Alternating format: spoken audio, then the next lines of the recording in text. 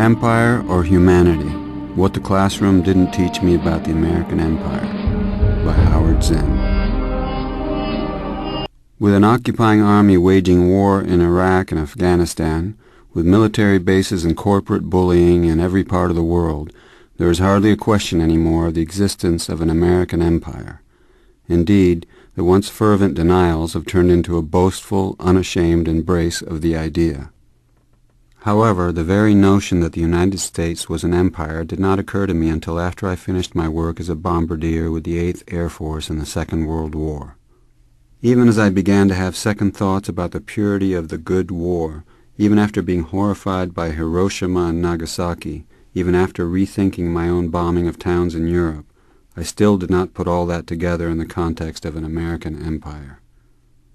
I was conscious, like everyone, of the British Empire and the other imperial powers of Europe, but the United States was not seen in the same way.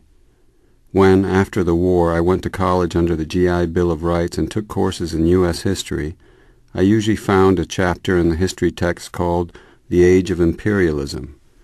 It seemed that American imperialism lasted only a relatively few years. I recall the classroom map labeled Western Expansion, which presented the march across the continent as a natural, almost biological phenomenon. That huge acquisition of land called the Louisiana Purchase gave no hint of anything but vacant land acquired, no sense that this territory was occupied by hundreds of Indian tribes that would have to be annihilated or forced from their homes, what we now call ethnic cleansing. That classroom map also had a section to the south and west labeled Mexican Cession. This was a handy euphemism for the aggressive war against Mexico in 1846, in which the United States seized half of that country's land. The term manifest destiny, used at that time, soon of course became more universal. The violent march across the continent, and even the invasion of Cuba, appeared to be within a natural sphere of U.S. interest. But with hardly a pause after Cuba came the invasion of the Philippines, halfway around the world. The word imperialism now seemed a fitting one for U.S. actions. Indeed, that long, cruel war, treated quickly and superficially in the history books, gave rise to an anti-imperialist league. Reading outside the classroom, I began to fit the pieces of history into a larger mosaic. What at first had seemed like a purely passive foreign policy in the decade leading up to the First World War now appeared as a succession of violent interventions. At the very time I was learning this history, the years after World War II, the United States was becoming not just another imperial power, but the world's leading superpower. Determined to maintain and expand its monopoly on nuclear weapons, it was taking over remote islands in the Pacific, forcing the inhabitants to leave and turning the islands into deadly playgrounds for atomic tests. When the war in Korea began in 1950, I was still studying history as a graduate student at Columbia. Nothing in my classes prepared me to understand American policy in Asia. It seemed clear to me then that it was not the invasion of South Korea by the North that prompted U.S. intervention, but the desire of the United States to have a firm foothold on the continent of Asia, especially now that the Communists were in power in China. Years later, as the covert intervention in Vietnam grew into a massive and brutal military operation, the imperial designs of the United States became clearer to me. In 1967, I wrote a book called Vietnam, The Logic of Withdrawal. By that time, I was heavily involved in the movement against the war. When I read the hundreds of pages of the Pentagon Papers entrusted to me by Daniel Ellsberg, what jumped out at me were the secret memos from the National Security Council. Explaining the U.S. interest in Southeast Asia, they spoke bluntly of the U.S. motives as a quest for tin, rubber, oil.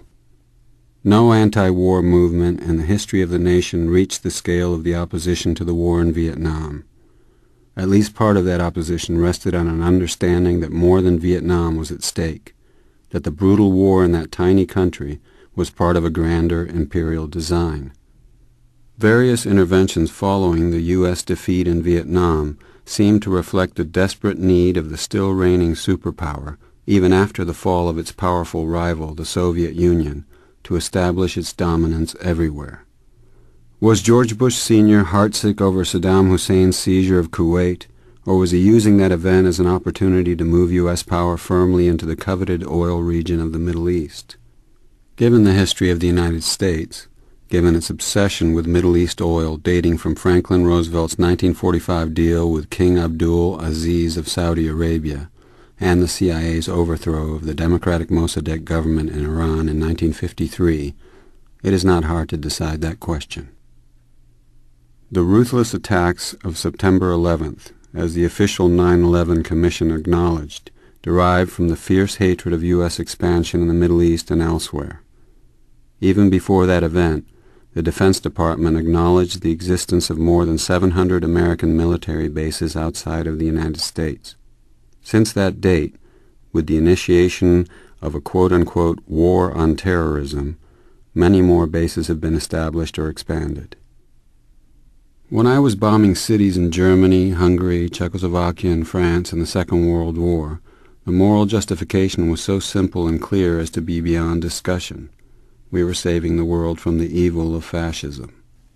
I was therefore startled to hear from a gunner on another crew that he considered this an imperialist war. Both sides, he said, were motivated by ambitions of control and conquest. We argued about it without resolving the issue. Ironically, not long after our discussion, this fellow was shot down and killed on a mission. In wars, there is always a difference between the motives of the soldiers and the motives of the political leaders who send them into battle. My motive was to help defeat fascism and create a more decent world, free of aggression, militarism, and racism.